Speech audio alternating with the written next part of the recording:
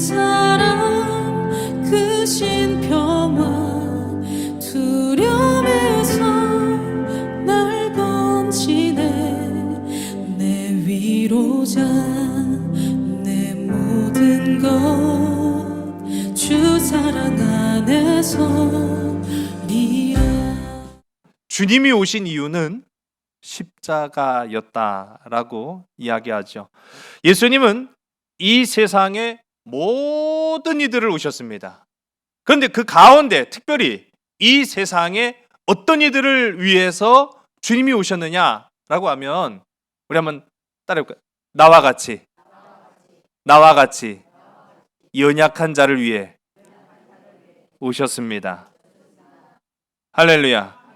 여러분, 그 한마디가 오늘 이 고백이 이 고난주의를 살아가는 저와 여러분의 삶 속에 귀한 소망이 되기를 간절히 소원합니다. 누가 나를 위해 목숨을 바치느냐? 누가 나를 위해 목숨을 던지느냐라고 했을 때 우리 주님은 그렇게 하신다라고 하는 거거든요. 주님은 그렇게 하십니다. 주님은 특별히 모든 위로를 필요로 하는 사람들에게 찾아오셨습니다. 근데 그 위로가 누가 필요할까요? 힘 있는 사람들은 위로 필요 없죠? 잘 모르시는구나. 여러분, 연약한 사람들은 위로가 필요하죠? 예. 건강한 사람들은 위로가 필요 없잖아요. 그렇죠? 아니에요. 돈 없는 사람들은 위로가 필요합니다. 할렐루야. 돈 있는 사람들은 위로 안 해도 되죠? 아니에요. 위로가 필요하지 않은 사람은 없더라고요. 모든 인생들은 다 위로가 필요합니다. 그래서 우리 주님은 오셨고요. 모든 인류를 위해서 우리가 잘 아는 것처럼 십자가를 지셨습니다. 주님이 오신 이유는 우리 앞서 고백한 것처럼 십자가입니다. 십자가를 지려고 오신 것입니다. 그러면 왜 십자가여야 하느냐라는 물음이 이어지게 되죠. 십자가가 아니어도 되잖아요. 다른 방법으로도 얼마든지 우리를 위로하실 수 있고 우리를 사랑하실 수 있지 않습니까? 그런데 십자가를 통해서만이 가능한 일이었습니다. 예수 그리스도께서 십자가에 못 박히시고 들리셨습니다. 오늘 오후에도 우리가 함께 이 말씀을 이어서 사모하겠습니다만은 예수님이 십자가에 못 박히신 장소는 어디죠? 골고다 언덕이죠. 예, 골고다가 중요한 게 아니라 언덕이 중요했던 거죠. 예, 그 골고다라고 하는 지역은 언덕이었습니다. 아주 높은 산은 아니었을지라도 그 언덕 위에서 내려다보면은요, 예루살렘 시내가 다 보이는 그러한 언덕이었음을 우리가 알게 되죠.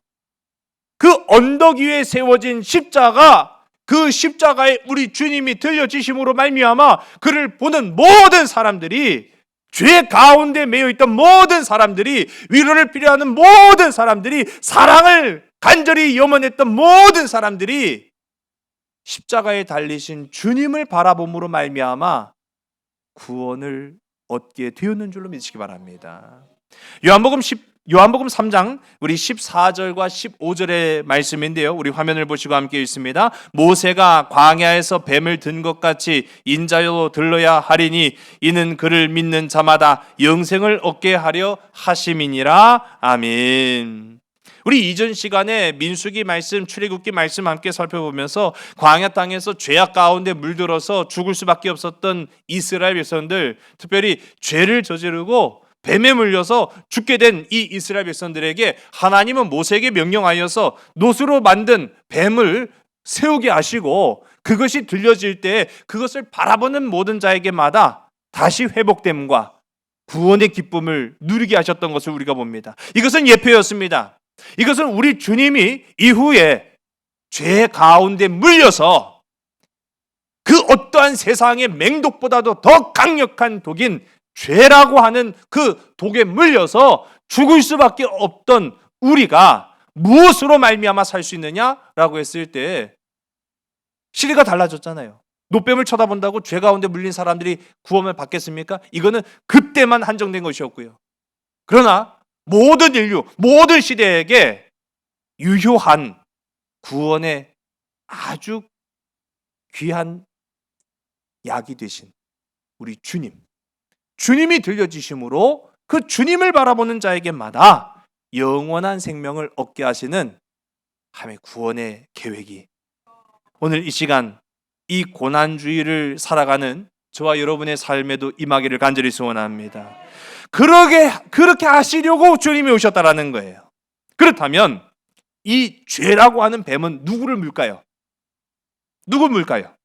이 죄라고 하는 뱀은 누구를 막 물겠어요? 돈 많은 사람 물고, 그냥 막 보니까 아주 그냥 악하게 생겼어요. 그냥 악한 사람 막 물고, 죄짓게 생겼어요. 죄짓게 생긴 사람 물고, 그런 사람들만 물까요? 죄는 아니죠. 예, 그렇습니다. 죄는요 사람을 가리지 않아요. 그렇기 때문에 우리는요 모두 다 죄라고 하는 이 뱀에게 물린 자들임을 고백을 해야 되는 것입니다. 그렇기 때문에요 우리는 더욱이 주님 앞으로 나아가서 근신하여 깨어있을 수밖에 없다는 것을 성경은 이야기합니다. 베드로전서 5장 8절의 말씀을 우리 화면을 보시고 함께 읽습니다. 근신하라 깨어라 너희 대적 마귀가 우는 사자같이 두루 다니며 삼킬 자를 찾나니. 아멘. 여러분, 주님은요 죄 많은 사람을 위해서 오신 분이야? 아니에요. 주님은요 정말 우리 힘으로는 감당 못하는 그러한 큰 어려움에 빠진 사람들을 위해서만 특별히 오신 분이 아니에요. 주님은요 그래서 우리 모두, 나를 포함한 우리 모두를 위해 오셨다라고 하는 것입니다. 그러면은요 우리가 이제 여기에서 비롯되는 많은 궁금증과 의문들이 있죠. 그렇다면 죄가 적은 자들을 위해서도 오셨고 죄가 많은 자들을 위해서도 오신 우리 주님은 가룟 유다를 위해서도 오셨을까요? 여러분 어떻게 생각하십니까? 가룟 유다를 위해서도 오셨을까요? 쉽지가 않은 것 같아요. 그렇죠? 예, 뭐 여러 의견이 또 분분할 수 있습니다.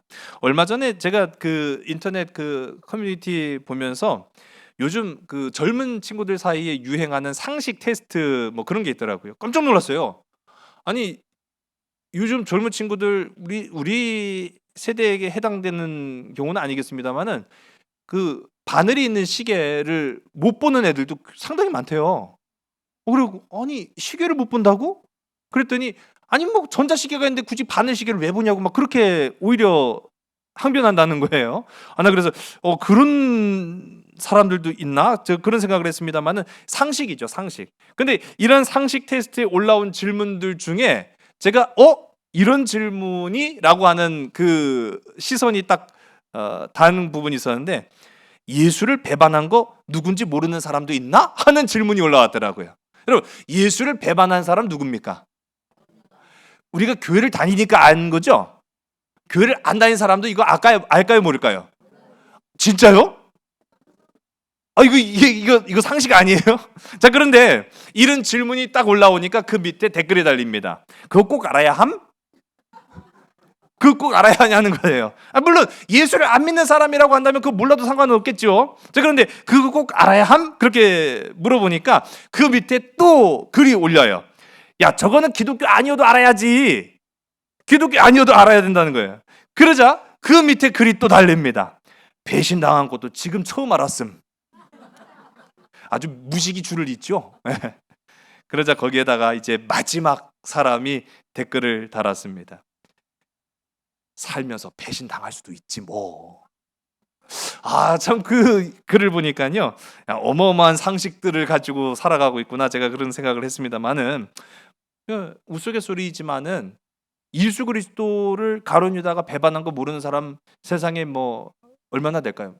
아마 거의 대부분은 다 알고 있을 거예요. 자, 그런 배반의 배신의 상징과도 같은 이 가룟 유다를 위해서도 우리 주님은 오셨을까? 여러분, 그리스도는 사랑의 상징일 뿐만 아니라 정의와 공의의 상징이기도 합니다. 그래서 우리가 십자가를 일컬을 때 사랑이다라고 표현을 하죠. 물론 오늘날에 이르러서는 십자가가 사랑이지만 예수님 당시에는 십자가는 사형의 형틀이었습니다. 어찌 그거를 가리켜서 저건 사랑입니다 그렇게 말할 수 있겠습니까? 그럴 수 없었죠. 그러나 그것을 변화시키신 분이 바로 주님이셨죠.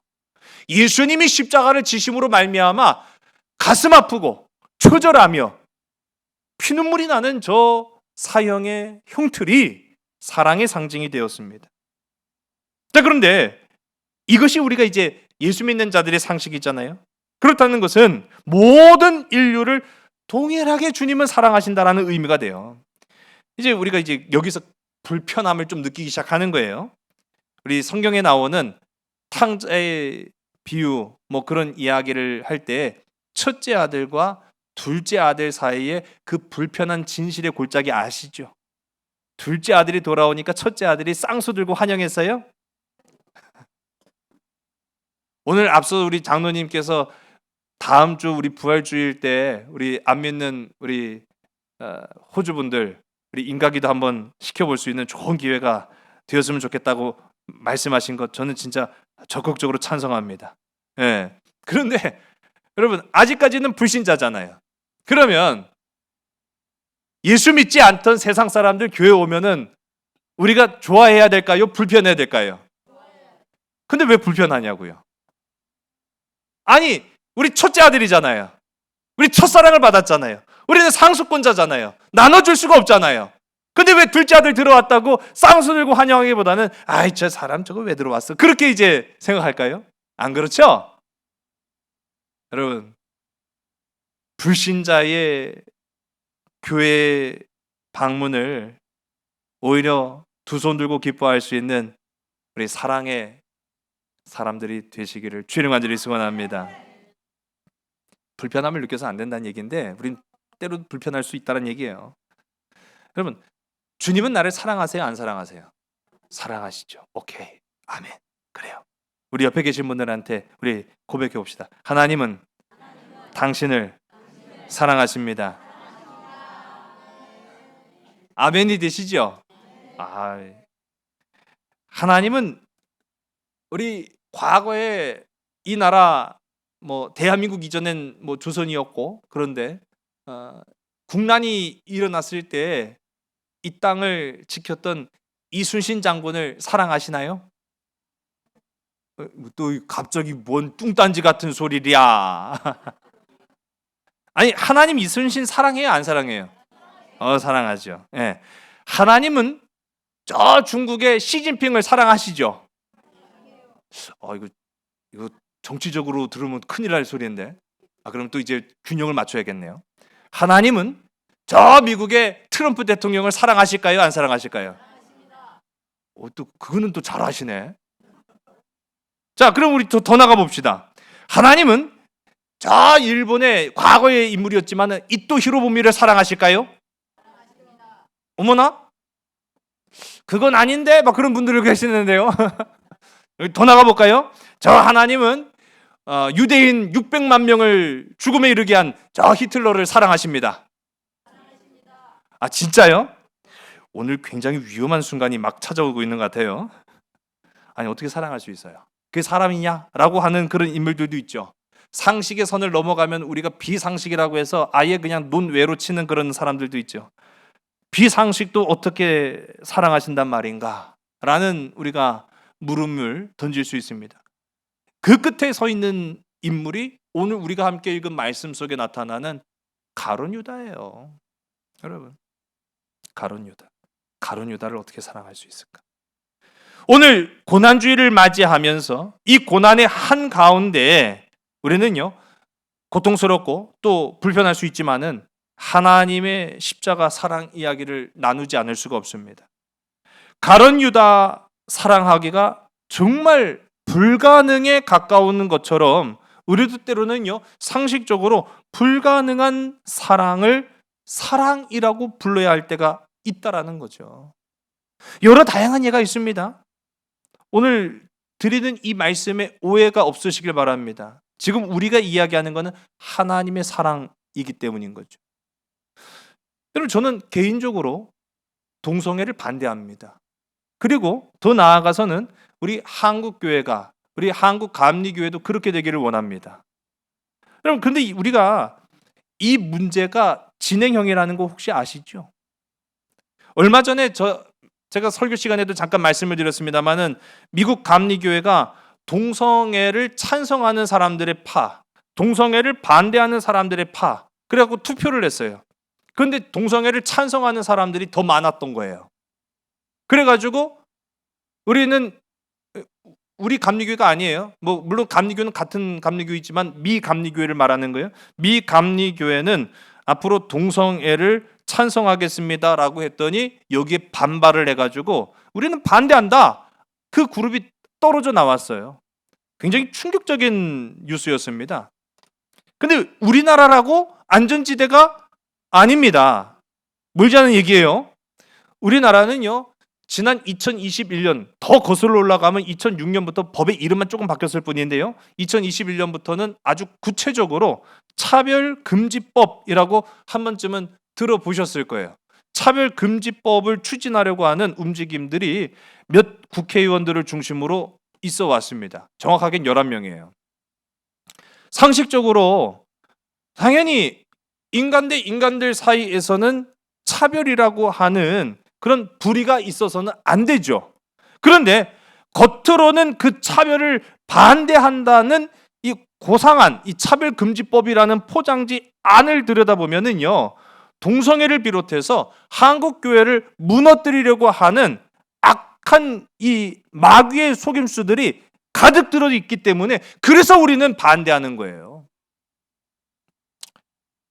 제가 정치적인 이야기를 말씀드리려는 것이 아닙니다. 지금 우리의 현재 상황을 이야기를 하고 있는 거예요.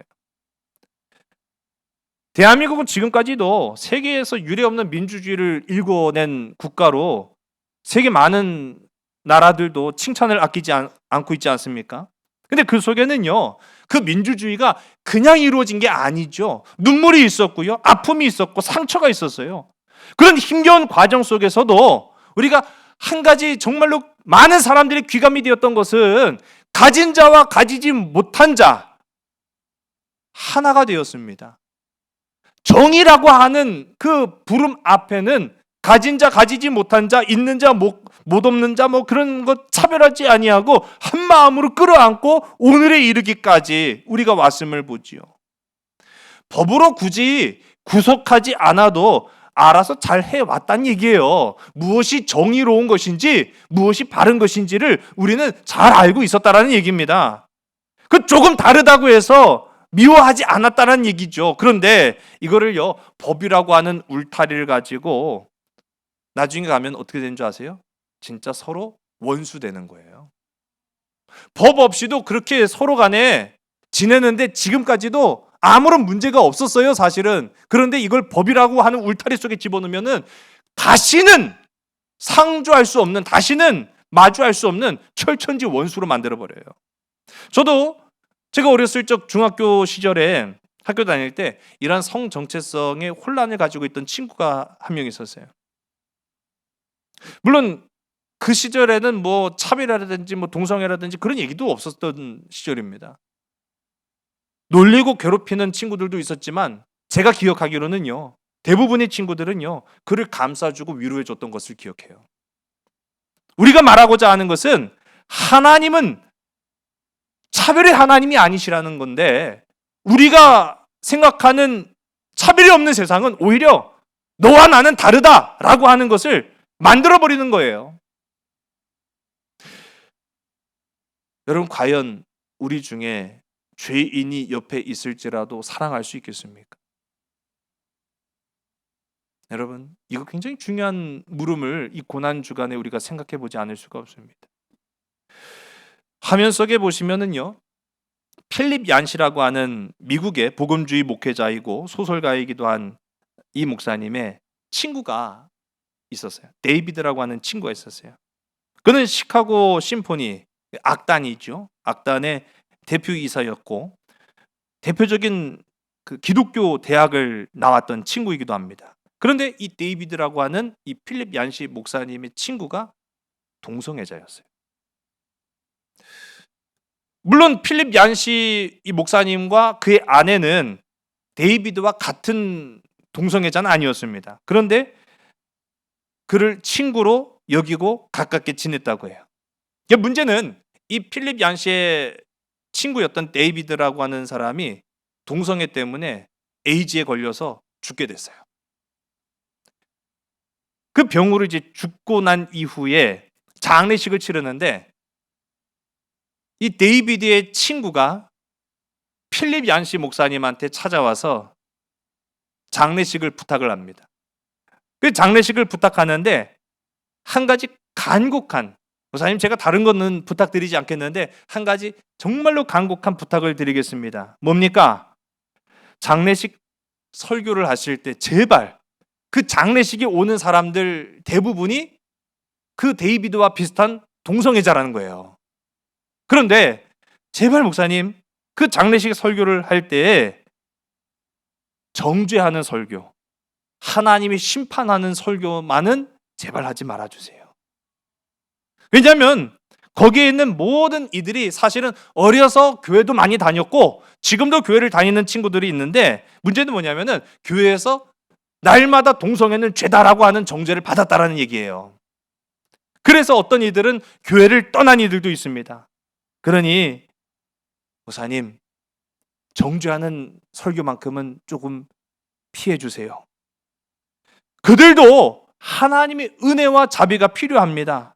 그들에게는 소망이 없어요. 그 말을 했다는 거예요. 저도 이 이야기를 책으로 보고 와 이거 나한테 그런 부탁하면 이거 어떻게 해야 되나 그런 생각이 들었어요. 필립 얀시 목사님이 아까 얘기한 것처럼 이분은 동성애자 아니에요. 복음주의자예요. 오히려 동성애와 반대된 길을 걷는 사람입니다. 근데 이분이 자신의 친구이기도 했던 이 데이비드의 장례식을 맡으면서 이틀 동안 잠 못 이루고 고민을 했다고 하는 거예요. 야, 이 장례식장에 그럼 뭔 말을 해야 되나? 뭔 말을 해야 되나? 그러다가 떠오른 한 인물이 여러분 혹시 이 좌편에 보시면은 영화 포스터의 한 장면인데 옛날 영화 누구를 위하여 종은 울리나 라고 하는 해밍웨이의 소설을 바탕으로 한 영화 아마 옛날 기억하시는 분들은 아마 아실 거예요. 근데 이 누구를 위하여 종은 울리나 라고 하는 해밍웨이의 소설의 그 첫 장에 보면은요 영국의 한 시인이기도 하면서 목사님이기도 했던 존 던의 시로 시작이 됩니다. 이 존 던이라고 하는 분이 이제 오른쪽 그림에 나타나는 이분이에요. 이 존 던이라고 하는 사람은 16세기 영국 사람입니다. 이 16세기 영국에는 어떤 일이 있었냐면은 흑사병이 돌았어요. 그래서 유럽 인구의 3분의 1에서 심하면 절반까지 죽었다고 제가 지난 시간에도 잠깐 말씀을 드렸는데 이때에 살았던 사람이에요. 영국의 이 흑사병이 3번 연달아서 돌았다는 거예요. 그리고 나서 영국 시내, 이 런던의 시내에는 3분의 1의 사람들은 죽고 3분의 1의 사람들은 도망을 갔대요. 워낙 이 런던이라고 하는 수도에 사람이 많으니까요. 사람이 많으면 많을수록 이 돌림병은 빨리 번지는 거 아닙니까? 그러니까 3분의 1은 죽었고 3분의 1은 도망갔고 나머지 3분의 1만 그 런던이라고 하는 시내에 남았는데 마치 유령 도시와 같은 도시가 됐다는 거예요. 그때도 여전히 이 유령 도시와 같은 런던을 지키면서 하나님의 말씀을 전파했던 사람이 바로 이 존 던이라고 하는 이 영국 성공의 사제입니다. 예. 근데 이 사람도 마침내는 병에 걸려서 죽게 돼요. 근데 이 병에 걸려서 죽는 그 과정이 무려 6주 동안 진행이 됩니다. 그럼 6주 동안 어떻게 했느냐? 그냥 누워 있었던 거예요. 아프니까. 근데 이 아프면서 이 존 던이 죽음을 향해 가고 있는 거 아닙니까? 이제 나도 죽겠구나. 나도 죽겠구나라고 하는 그 가운데 그가 하나님을 체험을 합니다. 하나님의 전능하심과 하나님의 사랑하심과 하나님의 역사하심을 깨닫고 그것을 존 던의 기도문이라고 하는 아주 유명한 시로 남기게 돼요. 자, 그런데 이 존 던이라고 하는 사람이 병에 걸리기 전에도 어떤 인생을 살았냐면 굉장히 참 고통스러운 삶을 살았던 사람이에요. 4살 때 아버지가 돌아가시고 정말 가난한 그 삶을 유년 시절을 보내게 됐는데요. 이 당시 영국은요. 카톨릭이 개신교에게 박해를 받던 시대였습니다. 우리가 거꾸로 하는 경우도 있잖아요. 근데 이 시대에는 카톨릭이 개신교회에 박해를 받았는데 그때 이 쫀돈이라고 한 사람은 카톨릭 신자였어요. 그럼 많은 박해를 받았습니다. 이 사람은요 굉장히 머리가 비상하고 똑똑하기로 유명했어요. 그리고 우리가 잘 아는 뭐 4대 유명한 대학교 하면 그 중에 빠지지 않는 옥스퍼드 대학, 케임브리지 대학, 이 두 대학을 다 나왔어요. 그런데 문제는 카톨릭 신자라고 하는 이유 때문에 학위를 안 줬어요. 그냥 학교만 다녔지 학위를 주지 않았습니다. 학위를 못 받으니까 당연히 뭐가 막히는 거예요? 취업이 안 되는 거죠. 또 카톨릭 신자들은요 공직에도 나서지 못하게끔 법으로 막아놨습니다. 그러니 참으로 힘들고 어려운 삶을 살아낼 수밖에 없었다라고 하는 겁니다.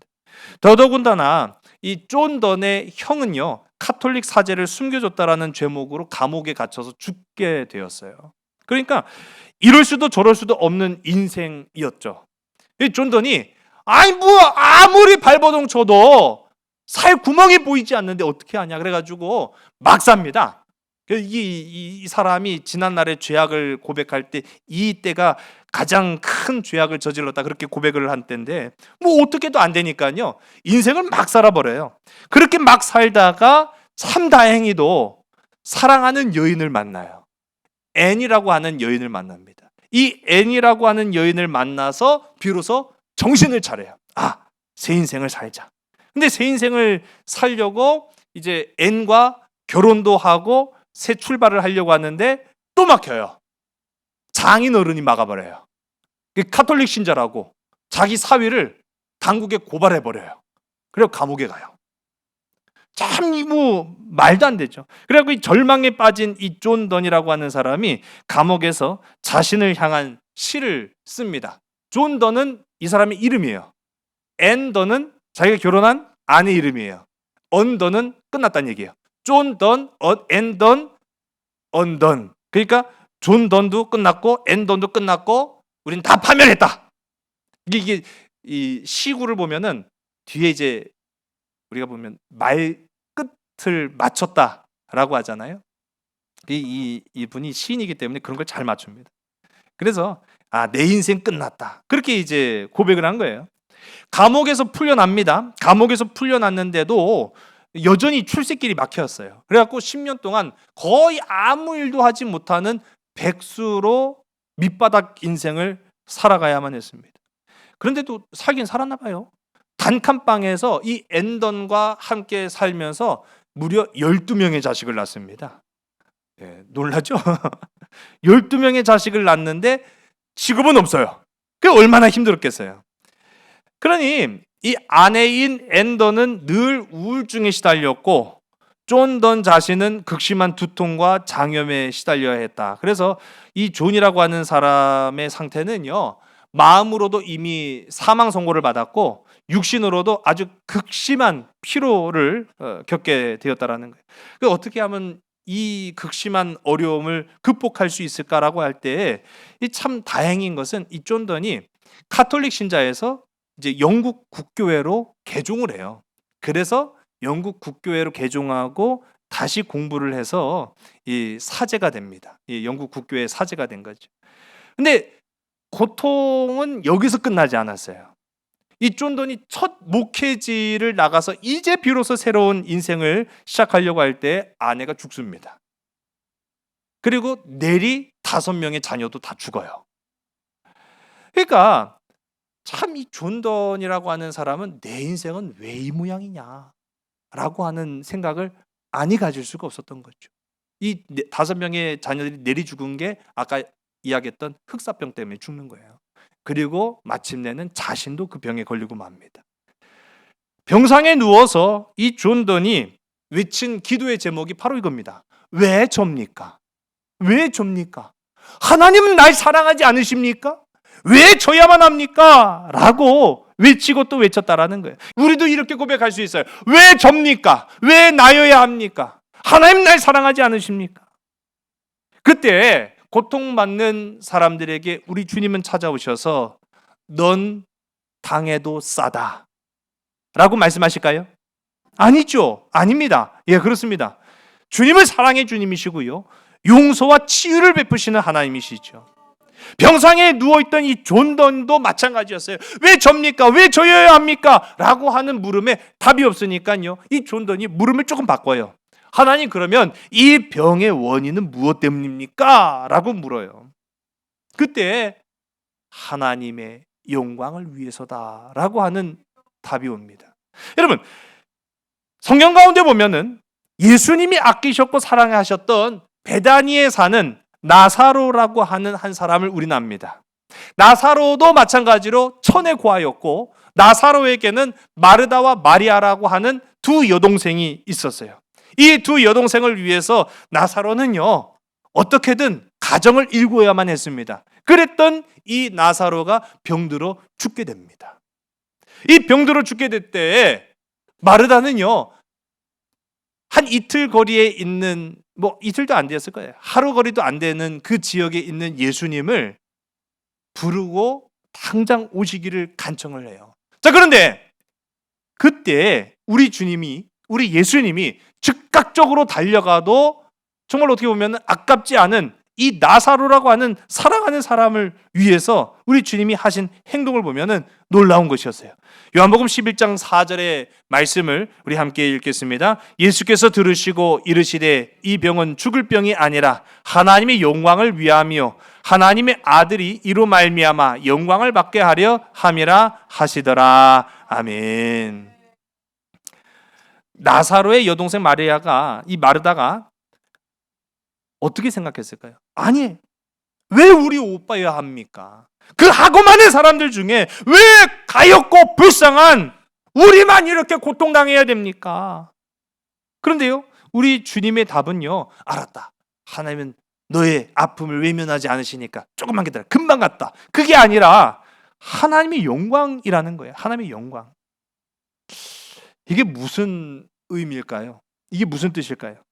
그리고 예수님은요, 즉각적으로 가지 않으시고 이틀을 더 머무르다 가시는 것을 말씀을 통해서 우리가 확인할 수 있어요. 무슨 이유로 우리 주님은 지체하셨을까? 그런데 예수님의 이 같은 이해할 수 없는 말과 행동은 이 나사로의 사건이 아니라 예수님의 십자가 사건으로 이어진다는 것을 우리가 보게 됩니다. 이틀을 더 머문 까닭은 그렇게 이틀을 더 머무시고 도착했을 때가 3일이 되는 거예요. 3일이 되었을 때. 이것은 바로 예수님의 십자가 부활을 상징하는 날이죠. 부활이 예수님께서 죽음에서 부활하기까지 걸린 시간과 동일함을 우리가 봅니다. 즉, 나사로가 살아나요. 예수님이 외면하지 않으셨음을 우리 봅니다. 나사로야, 나오라! 라고 할 때 열려진 돈문을 통해서 나사로가 살아나옴을 우리가 보는 거죠. 나사로의 부활은 예수님의 부활의 뜻을 알리기 위한 일, 즉 무엇입니까? 하나님의 영광이었다라는 거예요. 그 당시에는, 고통을 당하는 당시에는, 아픔을 겪는 당시에는 하나님의 영광이다 라고 해도 우리는 전혀 이해하지 못해요. 납득이 안 가요. 왜? 아니, 내가 고통당하는 게 이거 어떻게 무슨 하나님의 영광입니까? 라고 할 수 있는데, 십자가 사건을 우리가 이해하면은 이것이 왜 하나님의 영광이구나 라고 하는 사실을 비로소 깨닫게 되는 거죠.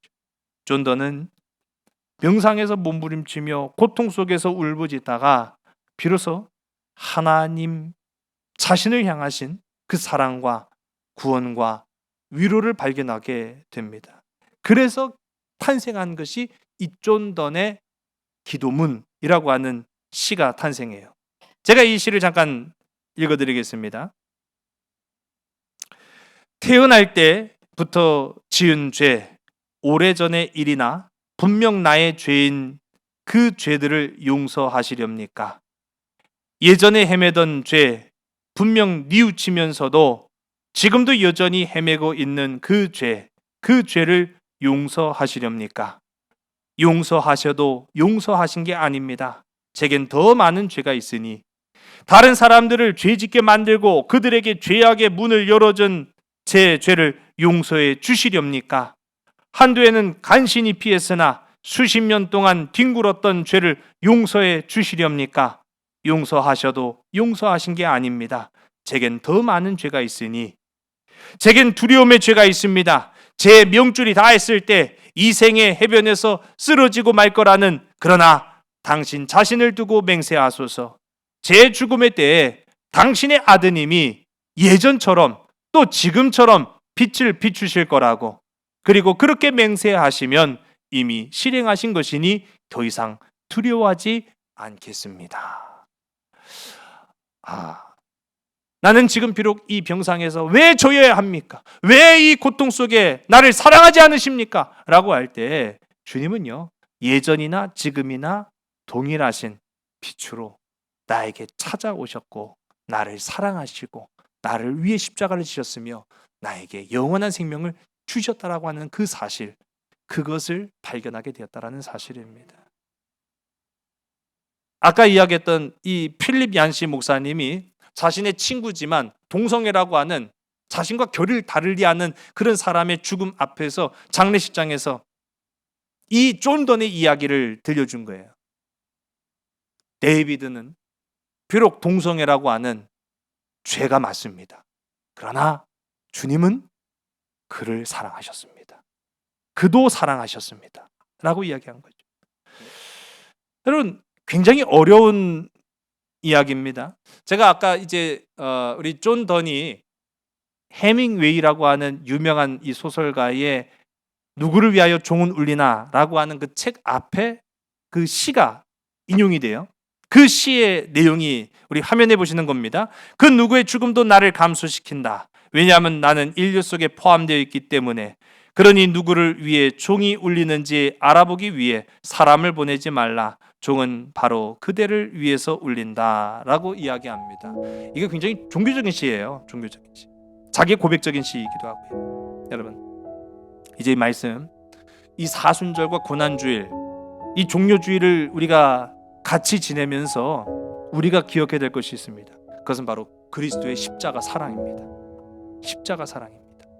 여러분, 십자가 사랑이 아니고는 우리는 살 수가 없습니다.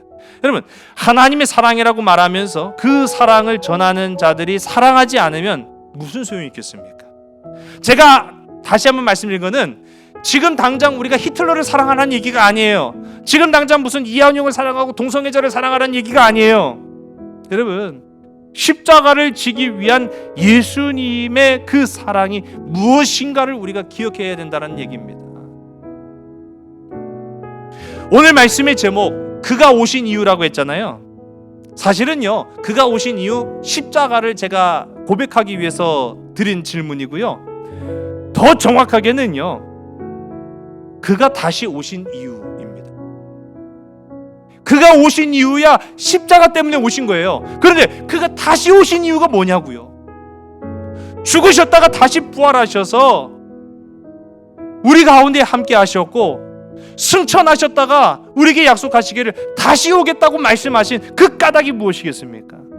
여러분, 주님은요, 육신의 죽음 이후에 하나님 나라로 돌아갈 수 있었지만 왜 고통과 눈물과 상처와 죽음이 존재하는 이 땅으로 다시 돌아오시겠다고 말씀하셨습니까? 왜 그럴까요? 우리를 이토록 사랑하시기 때문입니다. 사랑하시기 때문이라는 사실이에요. 여러분, 이 무거운 십자가의 사명 감당하실 수 있겠습니까? 여러분, 주님이 걸어가셨던 것처럼 오늘 저와 여러분도 그 십자가의 길, 사명의 길, 사랑의 길, 용서의 길, 화해의 길 걸어갈 수 있는 저와 여러분, 우리 모두가 다 되기를 주님의 이름 간절히 소원합니다. 기도하시겠습니다. 하나님, 우리를 위해서 이 땅 가운데 오셔서 물과 피를 다 쏟으시고 십자가를 지시고 죽으신 주님, 그러나 우리를 위해서 다시 사신 예수 그리스도 주님의 사랑을 우리가 다시 한번 내 마음 가운데 품기를 원합니다. 우리가 사랑이라고 노래를 부르면서도 알량한 사랑이었고, 사랑이라고 이야기를 하면서도 내 범주 안의 사랑이었다라는 것을 고백합니다. 주님은 만인을 사랑하셨고 원수까지도 사랑하셨던 주님이심을 우리는 다시 한번 기억해 봅니다. 그 십자가의 사랑이 우리에게, 그 십자가의 용서가 우리에게, 그 십자가의 회복이 우리에게 임하여 질 수 있도록 인도하여 주시옵소서. 그래서 이 고난주의를 지나는 하루하루마다 날 위하여 죽으신 주님의 그 사랑이 내 안에 강과 같이 흘러넘칠 수 있도록 인도하여 주시옵소서. 모든 것을 주께 온전히 의탁하오며 사랑 많으신 나사렛 예수 그리스도의 이름으로 감사하며 간절히 기도드렸사옵나이다. 아멘. 세상에